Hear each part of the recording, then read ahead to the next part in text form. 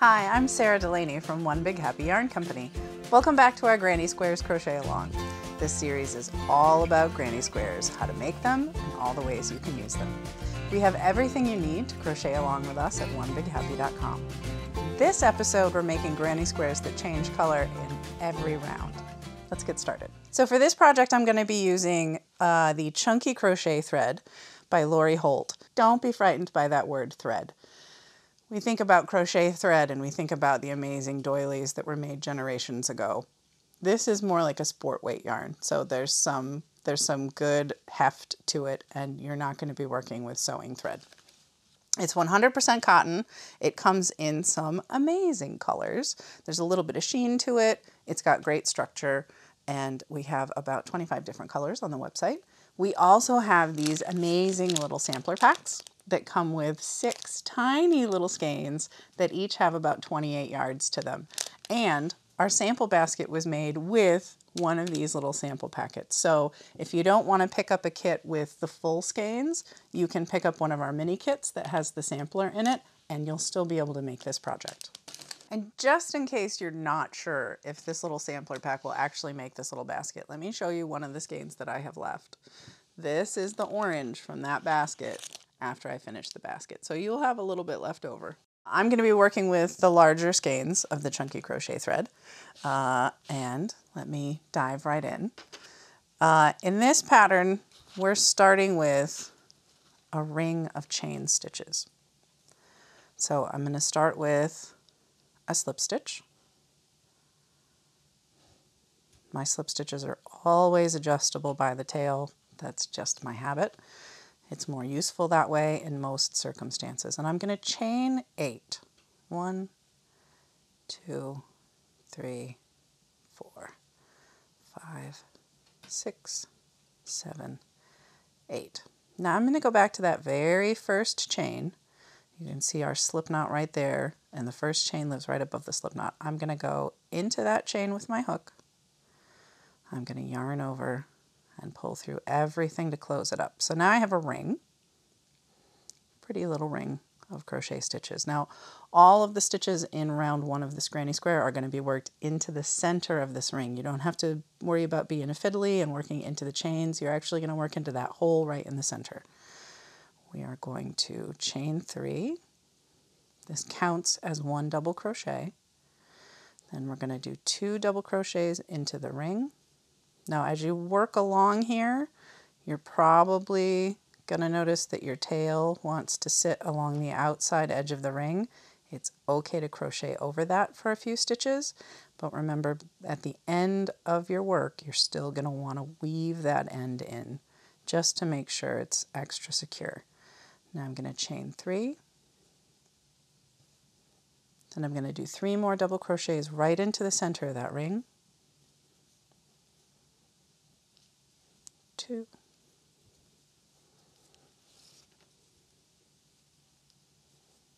3, chain 3 more, 3 more double crochets into that center,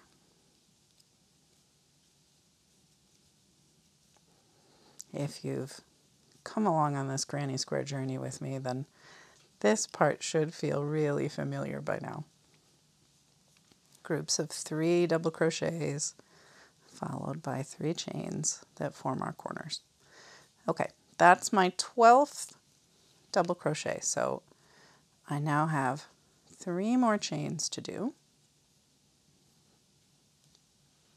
And I'm going to go back to that first chain of 3. I want to find the top of that one. So the easiest trick for me is always to count back from the last double crochet that I know that I made right before that chain. So here's the double crochet that I made right before that chain. So then this will be the 3rd chain in that chain 3 that I started with. That's where I want to do my slip stitch to join. And that's round 1. We're going to change colors. So I'm going to cut my yarn. I'm going to yarn over again and then pull that all the way through. Give it a little tug to fasten. That is round 1. Done. Now we're going to change colors. Now when I made the sample, and in your pattern it indicates that you have 6 different colors, each color gets assigned a letter. So color A, color B, color C, color D, E, and F. Here in this tutorial, I'm only using 4 colors. I'm going to switch back and forth using color A every other round. So I'll show you what that looks like. But round 2, you would use color B, whatever color you've chosen as color B. And I'm going to pull about 6 inches of tail and then just hold a loop in my left hand that I'm just going to grab with my hook in a second. Now, the tail that I finished with is here at the end of a chain 3, sort of at the top of one of my groups of double crochets. I don't want to start in this corner because I'm going to have that end to weave in. I've got the tail end that's hanging out here that I'm going to have to weave in. So I'm going to go to the next chain 3 corner to join my next color so that I don't end up weaving ends all in one place and making it really thick and unwieldy. So I'm popping my hook through the chain 3 space, and then I'm going to grab that little loop of my next color that I was holding, and I'm going to pull it through to the front. You haven't joined anything yet. This is just the setup to join. And your pattern tells you to chain 1. One of my favorite tricks ever that I use in almost every project is when I join a new color, that first chain, I use both the working yarn and the tail. It seems a little thick and unwieldy when you first do it, but it disappears into your work. Let me show that to you one more time. I'm going to pull that out. I'm holding that little loop. I'm going to reach through the chain 3 space, grab that little loop with my hook, pull it through to the front, and then I'm going to chain 1 with both the tail and the working yarn. Now I need to separate those out, drop my tail so that I know I'm not working with my tail. Oh, the heartbreak of getting 5 or 6 stitches in and only to find yourself at the end of your yarn. Make sure you're working with your working yarn and not your tail. I'm going to chain 2 more for a total of 3. And then I'm going to make sure that my tail is sitting right up along the edge of that chain 3 corner space because I'm going to crochet over it for a few stitches. I'm going to do 2 more double crochets. And then what comes next? Chain 3, because we're in the corner. Then 3 more double crochets. 1, 2, 3. My yarn's getting stuck, so I'm going to pull a little more out. I always like to have really loose tension on my incoming yarn. Chain 1 to bridge the gap to the next corner, and then it's our typical corner. 3 double crochets, chain 3, 3 more double crochets. 1, 2, 3, and that second set of double crochets.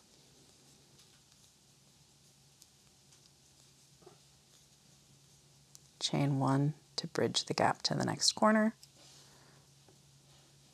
and then that's your corner again. 3 double crochets, 2, 3, chain 3, 1, 2, 3, 3 more double crochets. So we're 3/4 of the way done with this round. Chain 1 to bridge the gap to the next corner, 3 double crochets, 2, 3, chain 3, 3 more double crochets, 1, 2, there's my yarn.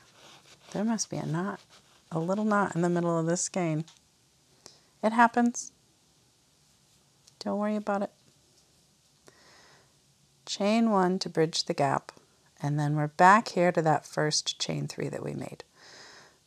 There's a double crochet, there's a double crochet, so that's the top of that double crochet. So I want to go to the stitch just before it,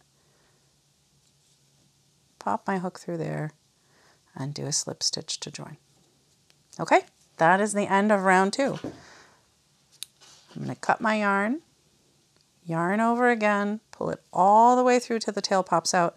give it a little tug, and that's the end of round 2.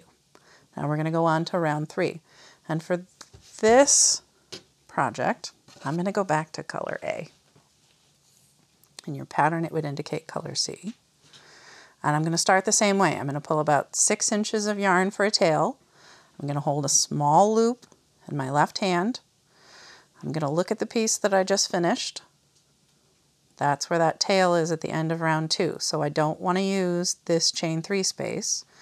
I'm going to turn it to the next corner and join in that corner. And if you notice, I'm joining way over on the right hand side, because crochet, if you're right-handed, is always worked from right to left. So I don't want to join over here in the left corner, because then I'm not going to have any room to put 3 double crochets, chain 3, and then 3 more double crochets. I want to start all the way over on the right hand side. I'm going to grab that little loop, bring it through, chain 1 with both the tail and the working yarn. Then I'm going to drop the tail. Chain 2 more for our chain 3. I'm going to make sure that my tail is sitting on top of that chain 3 space so that I can crochet over it. I'll do 2 more double crochets, then a chain 3. You're with me, I know you are. And then 3 more double crochets.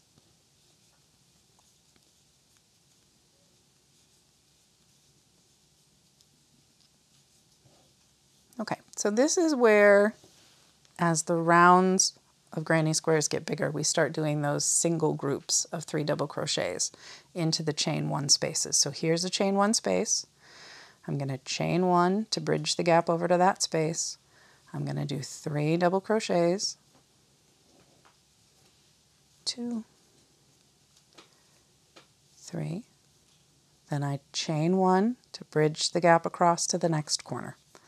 And then we do our corner again, 3, 3, and 3. Whenever I make granny squares, I have Saturday morning cartoons in my head. I'm old enough to remember Schoolhouse Rock. So there's a song from that old series that always plays through my head when I work in grannies, because it's always groups of 3.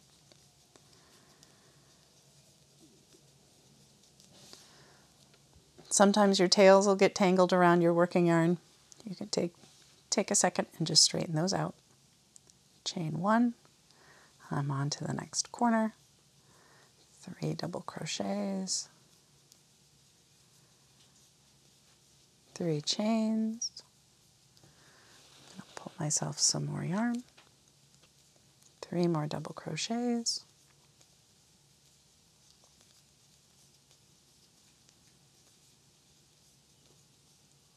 chain 1 to bridge the gap. Now there are tails here from the last couple of rounds that have been joined, so you just want to tuck those out of the way so they don't get caught up in your stitches. You'll need to weave them in later, but they aren't really in a place where you can crochet over them. Here, I'll show you specifically. So this tail here in the blue from round 2, I can't really crochet over it because I'm going to skip all of these stitches and start working over here. If I held it so that I could crochet over it, then that strand would just sit there and it would look kind of funny in your finished granny square. So you just want to make sure that you tuck that behind so that it's out of the way, and then move on with your stitches. Chain 1 to bridge the gap, and then another corner. 3 double crochets, 3 chains, 1, 2, 3, 3 more double crochets.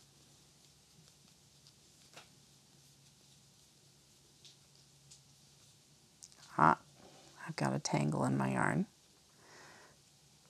but it let go pretty easy, so we're good to keep going. Chain 1 to bridge the gap, 3 double crochets into that chain 1 space,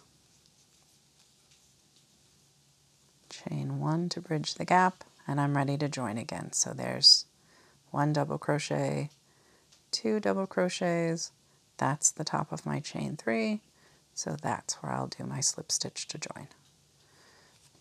Cut my yarn, yarn over, pull all the way through till that tail pops out, give it a tug. And that's round 3 done. Now we move on to round 4. So round 4, I have this great peachy red color. I think it's called lipstick. Nope, this one's cayenne. The pink that's in the basket was lipstick. They're just such great colors in this yarn line.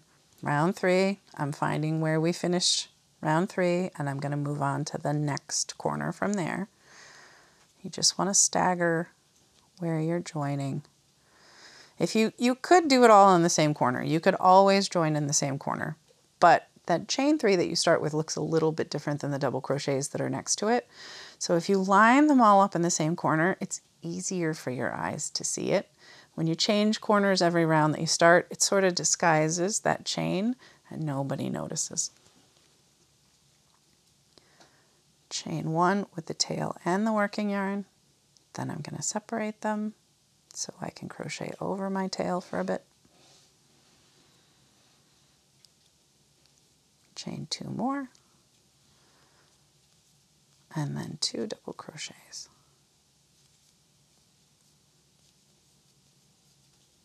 3 chains, 3 more double crochets into that same spot.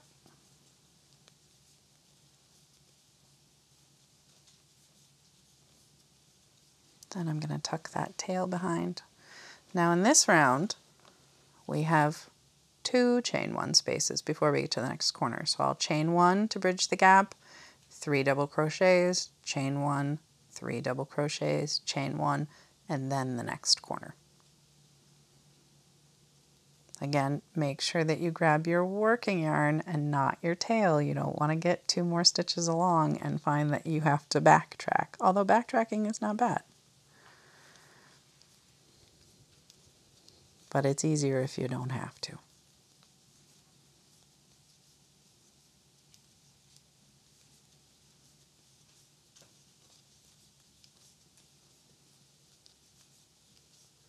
Almost at that next corner, chain 1 to bridge the gap, 3 double crochets,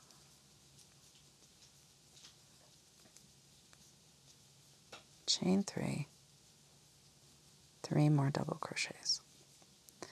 So you notice in this project, unlike the last 2 episodes in this series, I haven't put stitch markers in the corners.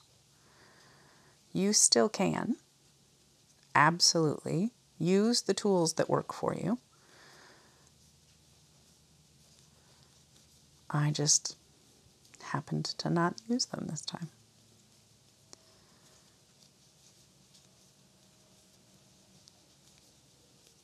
Almost at that corner, chain 1 to bridge the gap, 3 double crochets, chain 3, 3 more double crochets. So just continue around in pattern until you get back to where you started.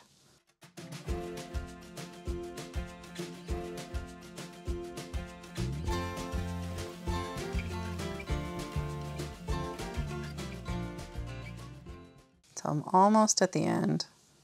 This last group of 3 double crochets, then chain 1 to bridge the gap, then I'm going to find the top of that chain 3.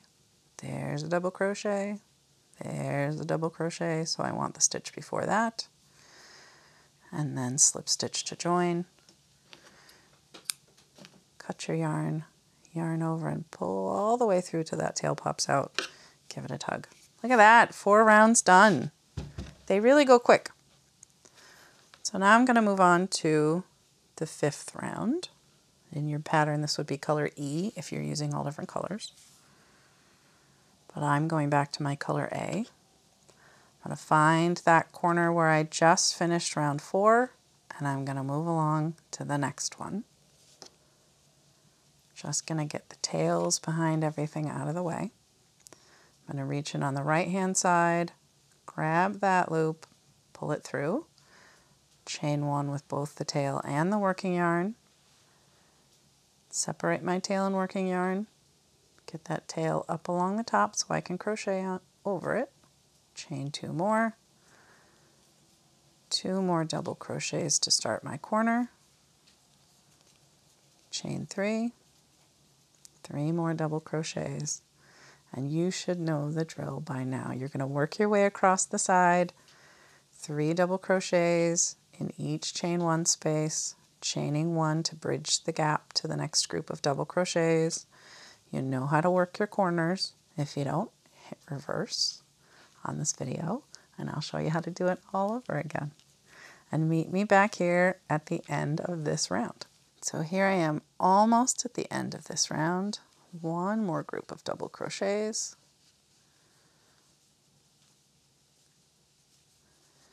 There's the 3rd one, chain 1. Then we're going to find the top of that, chain 3. There's a double, so we want the stitch beforehand. We slip stitch to join, cut our yarn over and pull until that tail pops out, tug it to snug it up. All right, that is your granny square. That is 5 rounds. Every round is a different color. You can do this in any color order you want, in any yarn that you want to make a blanket. You know, this is the classic granny square, usually bordered in black and then put together as blankets. So before we join our granny squares to make our little basket, we have this nest of unruly tails back here that we have to take care of. So let me show you how I weave in a few tails and then we will get to joining. So I'm going to thread my tapestry needle on the tail in the center here. You always want to weave in your ends on the wrong side when you can. So I'm just going to weave this in through the feet of these stitches. Again, the feet of your stitches are the part of your stitch that goes down around the bottom. All right, so now here's a good lesson for you. My tail is really short, so it's hard for me to keep it threaded. This is why I always tell you to have a long tail. It's hard for me to keep it threaded on the needle and find the stitches. So here's a super simple trick. Thread your needle through the stitches where you want to weave in your tail, and then thread the needle with your tail. I'm going to flip it around this way so it's a little bit easier for me to see. I mean, the glasses help, but they're not perfect. Okay, so you can see that now. My needle is threaded and my needle is already through the stitches that I want it to be through. Then I can put it through. And that's okay that we only wove our tail through these 6 stitches, because remember we crocheted over that tail as we went around that center ring when we started. So I can clip that tail now. It's done. And there's plenty of tail in there. If it pops its ugly little head out, we can weave it back in later. All right, now let me show you one of the corners. We crocheted over the tail as we made that corner.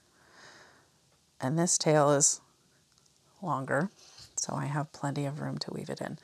Now, for these, I actually like to weave my way up through the body of the stitch in a really non-specific way. There's so many things happening in the body of a crochet stitch that you have about 100 different directions you can go in. And when you're on the back side here, nobody's going to know what you did. I'm just going back and forth. Maybe I'll go through a couple of feet. Then maybe I'll go back up through the body of this one.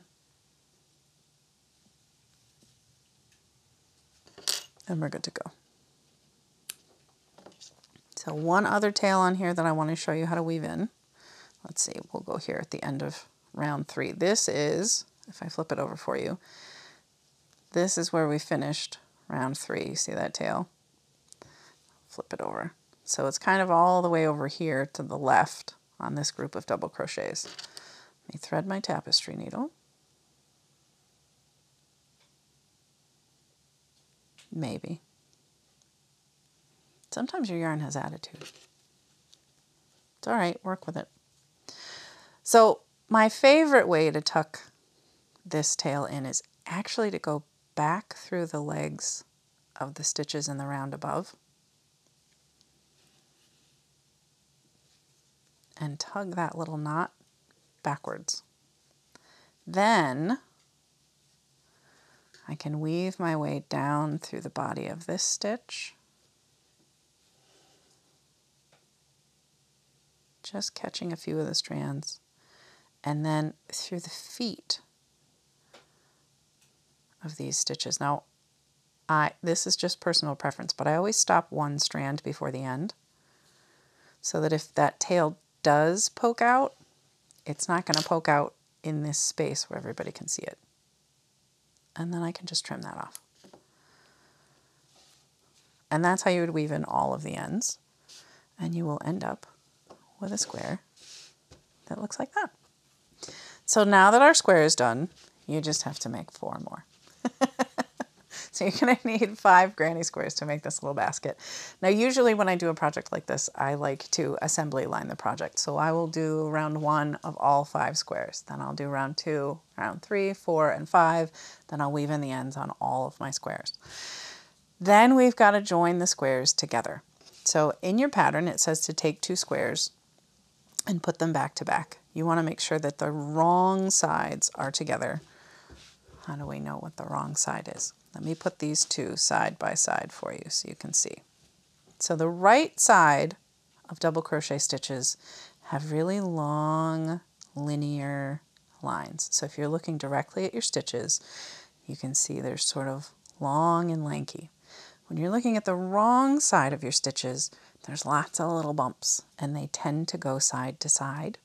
So if you put them side by side, you're not sure which is which, that's one good way to figure it out. This square, all the stitches look kind of bumpily, ripply side to side. This square, they were really long and lean. The other way to tell is to look at the very outer edge. If you're looking at the outer edge and you can see what looks like a chain of stitches, you're looking at the right side. If you look at the wrong side, again, it's ripply, bumpy, side to side, looks like the stitches. So that's how you can tell the difference between the right side and the wrong side. So I want to put the wrong sides together. And then I'm going to grab, in your pattern, it has you grab your 6th color, color F. And for me, I'm going to use the white. This is Cloud. Yep, this is Cloud. And again, I'm going to fold about 6 inches of a tail and hold that little loop. Grab my hook.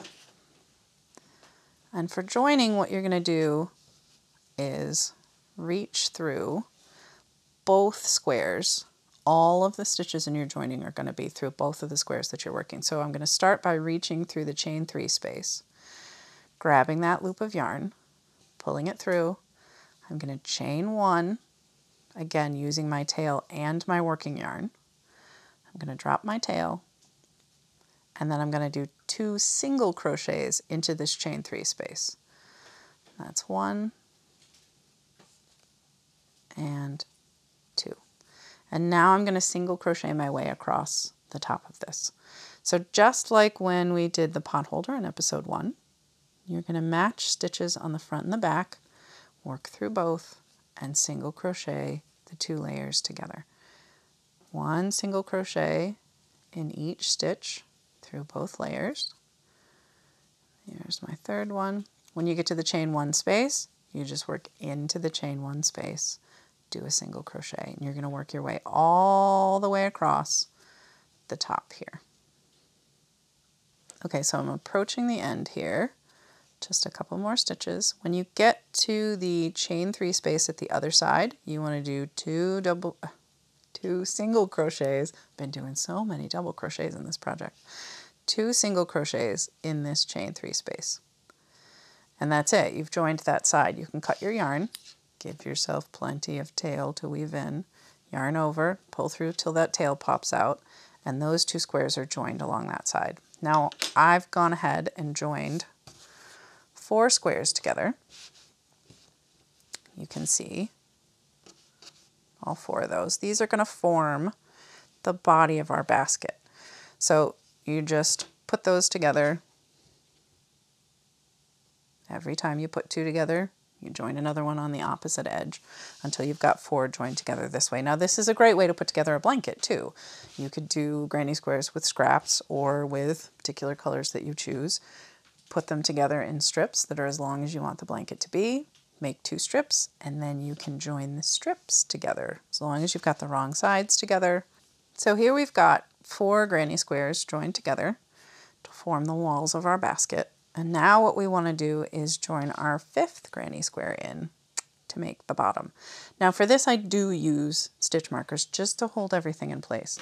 You don't need a lot, but I like to line up the wrong sides and pop a stitch marker in the middle of the side. So I do all 4 sides. Make sure that those corners are lined up.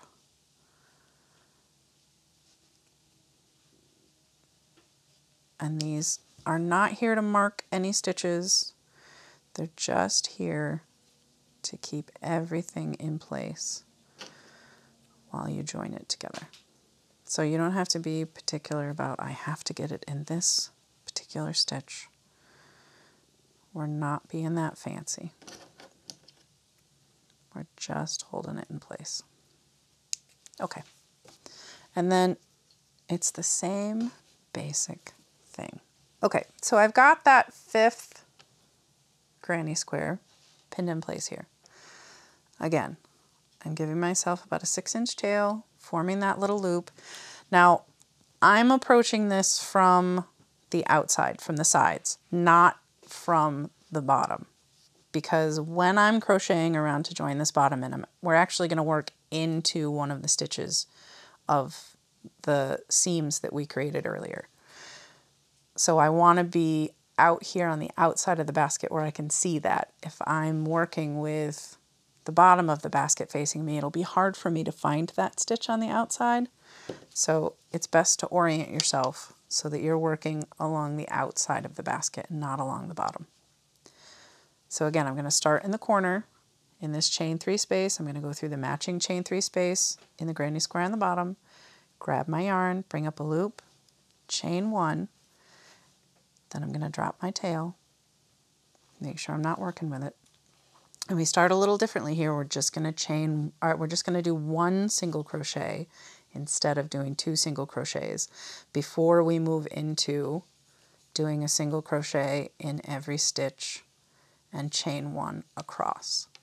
So again, we started with just 1 single crochet in that chain 3 space, and then we're moving into doing 1 single crochet in every stitch through both layers and every chain 1 space. So I can move this stitch marker now because I don't need it to hold anything together for me. I've got a tail sticking out here, so I'm just going to tuck it in so it's out of the way.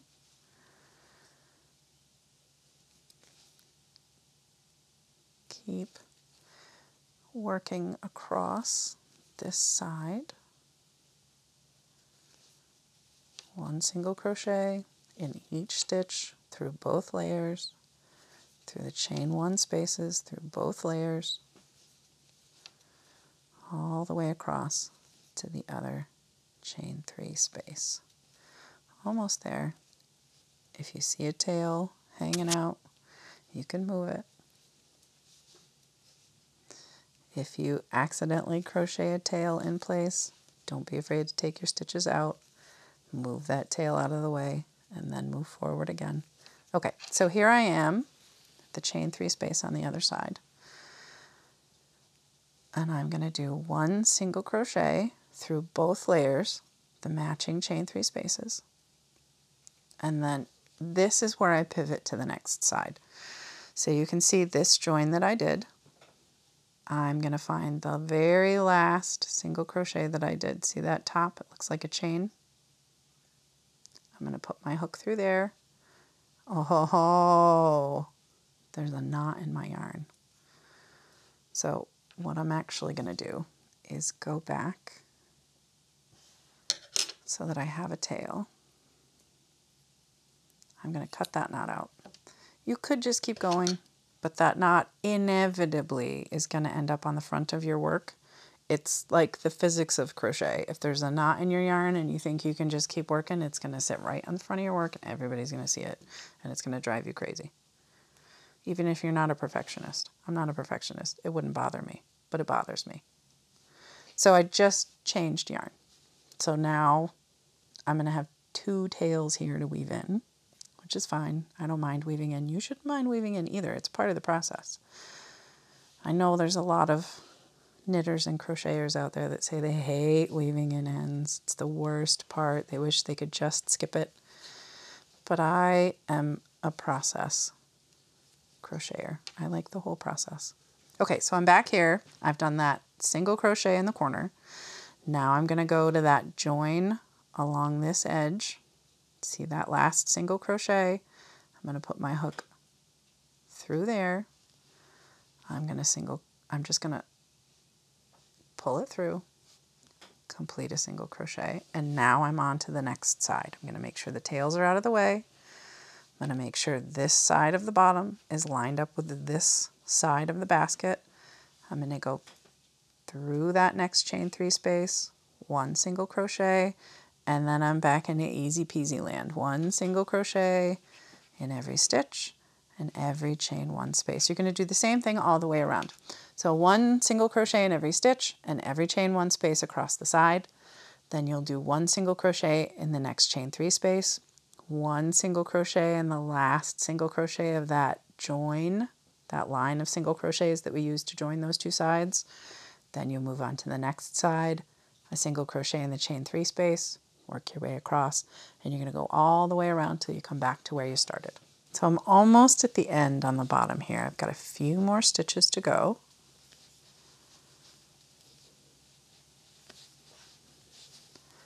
Here's that last chain 3 space. I'm going to do a single crochet there, a single crochet, last single crochet of that joining side, and now I've gone all the way around, so I'm going to do a slip stitch back into the top of that very first single crochet that we did,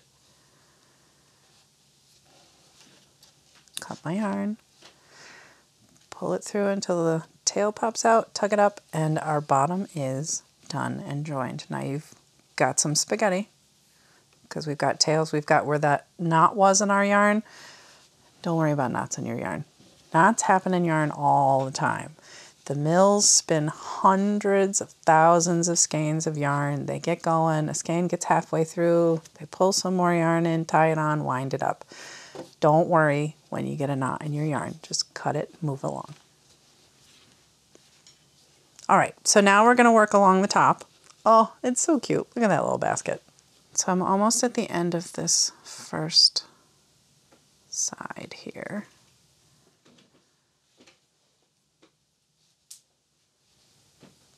Single crochet in that chain 3 space. Now I'm going to chain 25. 1, 2, 4, 5, 6, 7, 8, 9, 10, 11, 12, 13, 14, 15, 16, 17, 18, 19, 20, 21, 22, 23, 24, 25. So when I'm doing long chains, I like to let the work hang out below and sort of weigh down the chain for me. It makes it easier for me to make the stitches rather than not having any weight.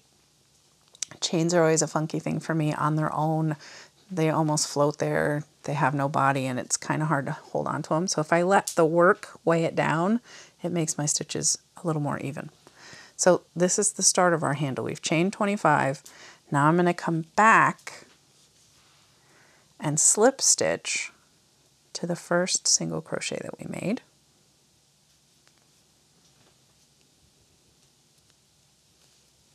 See that? And now I'm going to do 1 single crochet in every chain back across. I'm just going to go under the top strand of each chain, and I'm doing a single crochet in each one of those chains all the way across. And this makes our little handle. Now, if you wanted to make a longer handle, you just make a longer chain, however long you want your handle. This is such a cute, short little basket that I wanted cute, short little handles. because it's really more decorative than functional.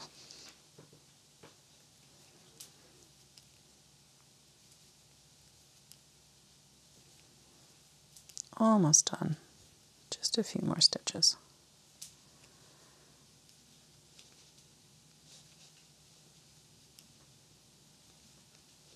Two more. 1, 2. Okay, that handle is done. Now I need to single crochet in the last single crochet of this line of stitches where we joined those two sides. Then I'm ready to move on to the next side. If you've got tails, tuck them out of the way or pause and weave them in. And then I'm ready to start this side. So a single crochet in the chain 3 space, then 1 single crochet in each stitch and chain 1 space across this side. This side is not going to get a handle, although you could. I mean, if you wanted to put 4 handles on your basket, you could do that. Totally valid, up to you. But I'm going to put just 2 on opposite sides of my little basket. I'm almost across this side. Now remember, with these handles, you actually get to the end of a side, chain, attach it back to where you began, and then single crochet your way across. So that's my last stitch on this side. Then I'm going to single crochet in the last single crochet where we joined those 2 sides of the basket. I'm catching a strand as I'm coming through, so let me try that again. There we go. Sometimes you gotta have a little patience with your stitches. They have attitude just like your yarn. Sometimes one stitch wants a little more attention than the last one got. Take your time with them. Just single crocheting across this side. When I get to the end, I'm going to make my second handle.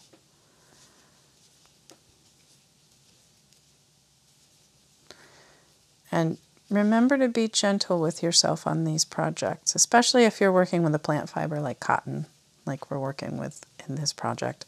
There's not a lot of give and bounce in cotton, so your hands are actually doing more work when you crochet with a plant fiber than when you work with a wool. So if your fingers start feeling tired or your wrists start feeling tired, give yourself a little break. Okay, last stitch of the row of this side. Now I'm going to chain 25, 2, 3, 4, 5. I'm letting the weight of the basket weigh down my chain for me. 6, 7, 8, 9, 10, 11, 12, 13, 14, 15, 16, 17, 18, 19, 20, 22, 23, 24, 25. Then I'm going to come all the way back to this very first single crochet on this side. And I'm going to do a slip stitch to join. Oh, popped off my hook. That's all right. And then I'm going to single crochet back across that chain. 1 single crochet in each stitch, just going under the top strand of the chain.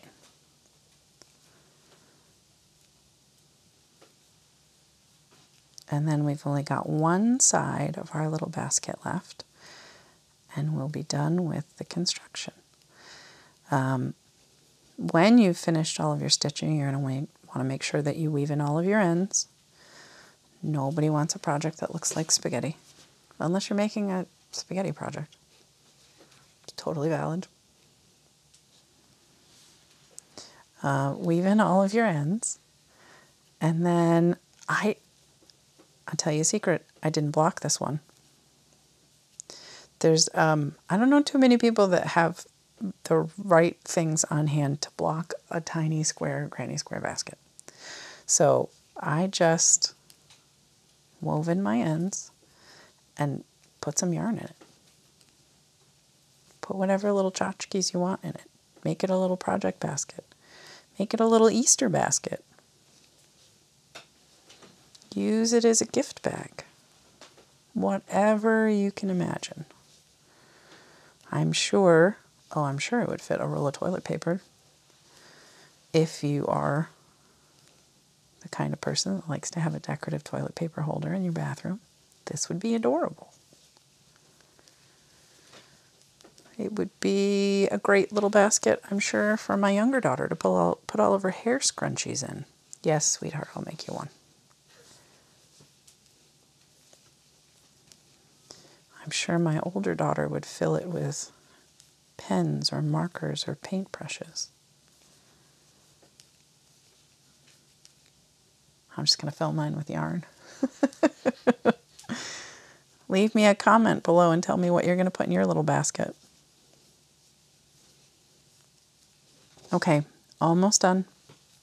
Just a few more stitches. 1, 2. We've got to get the single crochet in that line of single crochets that joined those two sides. And then we can do a slip stitch to that very first single crochet. This is going to be a little fiddly because your handle's there, your tail is there. Take your time with it. You can cut your yarn over, pull through till that tail pops out, give it a tug, and your little granny square basket is finished. Now you know just how much variety there is with this simple original granny square. You can make pot holders, baskets, blankets, and more. Remember, you can get a kit with the yarn and the pattern for all of these projects at onebighappy.com. Be sure to hit the subscribe button below and click the bell to be notified every time we have a new video. And leave me a comment telling me about your favorite granny square project or what you'd like to learn next. Happy crocheting!